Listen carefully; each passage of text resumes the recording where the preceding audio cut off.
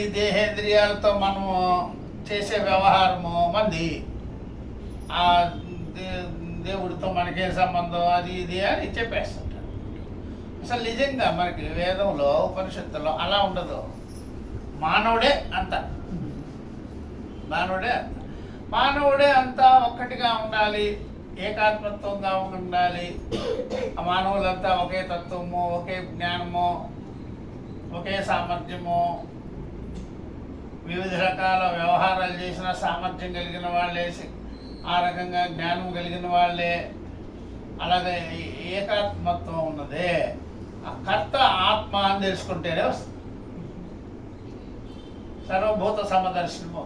అప్పుడు ఈ మతాలు, ధర్మాలు, ఈ విభేదాలు, ఆ వైష్ణవాదులని, శైవాదులని, ఈ గోలంతా పోతుంది. క్రైస్తవం లేదు, గీస్తవం లేదు, ఏమిలే, మానవత.